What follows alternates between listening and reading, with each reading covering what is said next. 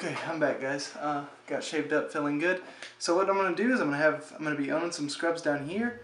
I went 25 and 2, I think, with a Type 95. It's a bit campy for what I'm gonna be doing, anyways, because I'm showing off this right here, and then this is the Razer Onza Tournament Edition controller by Razer, of course. And I'm gonna review this for you. So I've been using it for about a week, so I've got a little bit of playtime in it. And the first thing I really noticed was this nice rubberized kind of feel to the whole controller, and I hear that the regular edition, this is the tournament edition, there's a regular edition, and it doesn't have this rubbery finish, is what I've been told. And it also doesn't have this, it's a 15 foot cable here that it comes with, and it's this tournament editions is braided, whereas the other one's not, so it gets tangled easier. This is a thicker, see how that kind of doesn't want to tangle. And they have two, to me anyways, two real major selling points of this controller. The first being these thumbsticks, which you can see have an adjustable kind of sensitivity to them, like you can tighten them, and that will make, you know, the thumbsticks harder to move, stuff like that. I have mine all the way loose just because I like a loose feel. Number two would be these mappable buttons above the thumbsticks here. I think you can see those there, and you can change them to anything, and that can be, like I have mine at the moment on these clicks. The left one's the left click, and then the left or the right one, right bumper here, is the right click, and I really like that. I don't use them a ton anyways, but they'd be good. I need to mess with them more. I haven't really messed with those as much as I need to.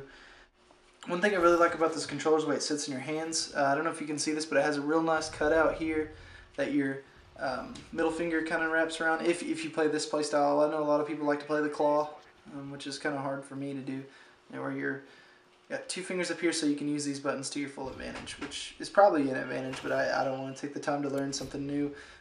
Another thing is their triggers have a longer action to them, which it takes a minute to get used to, but they're longer. You can kind of use the tip like that. It's kind of how I play. I don't have mine usually all the way down in here. Let's compare the two just as far as size. They're real similar in size. They're almost identical. One thing that I really enjoy though is this is an older controller here. The new ones have a kind of an individualized thing. These have the weird ones where they turn in multi directions. This here has individual buttons for each D-pad button, and I really like that. I feel like you can't hit the wrong button, or it's a lot harder to. You can still. It's got the mic port down here, just like any other controller would.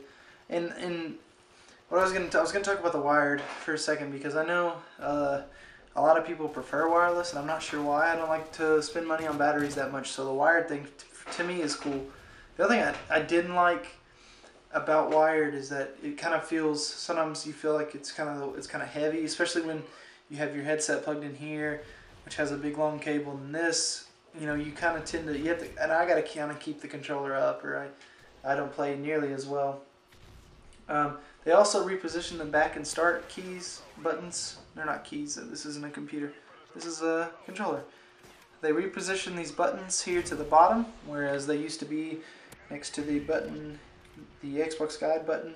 As far as the Xbox guide button goes, that's one thing I really don't like. It's a really ugly like picture of the Xbox symbol, whereas this one's kind of like a raised Xbox symbol logo thingy, and I really enjoy that one a lot better. They should just put like a Razer logo.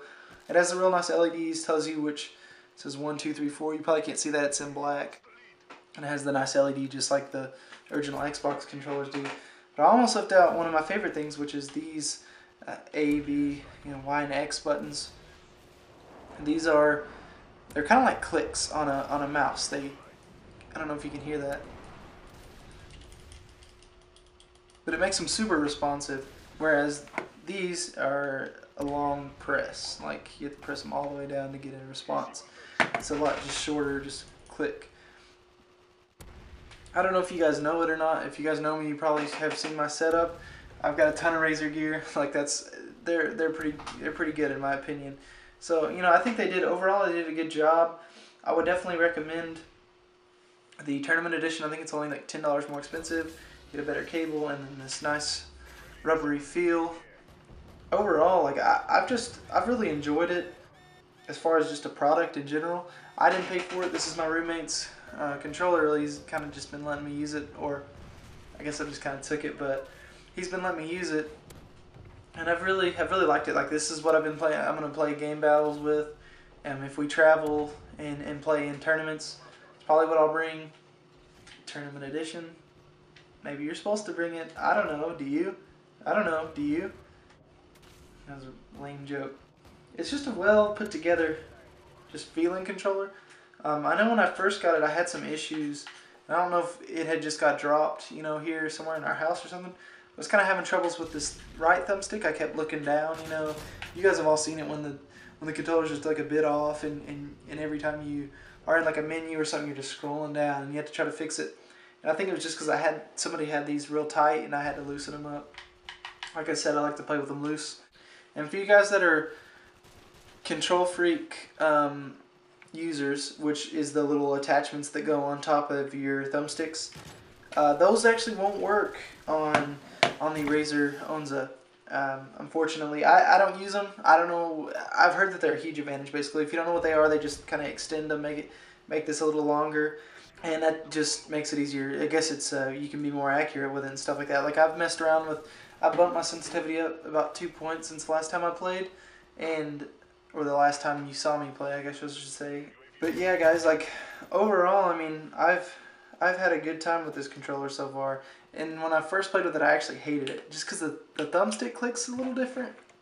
That's one thing I was going to say. That's one of the cons to me. It doesn't click real well, which is why I have the mappable bumpers here to the clicks, because I like to sprint with this one. But I can drop shot fine. I don't know if I put a lot of pressure on it. It just seemed to be hard to run sometimes for me. Also, and this is probably just my thumb. My hands are kind of big. I don't know if you can tell from just me holding this controller, but like a lot of times I'll go to reload and I'll jump. So I think that's just for me just hitting the 2 buttons at once because they're so easy to hit. That's just me getting more used to the controller. But yeah, overall, guys, I definitely recommend the controller. Go pick it up. I think it's about $50 or $60, which isn't terrible compared to, like, say, an Evil controller, which is a third-party brand that's pretty popular, and those are a good like $100, I hear. So definitely go, and at least if somebody has one that you can borrow, try it out or something. It takes a little bit to get used to, but once you do, I think you'll really like it. So thanks for watching the video, and you guys have a good day. Do svidaniya. I don't even know what that means. That's probably a bad thing to say. Oh well.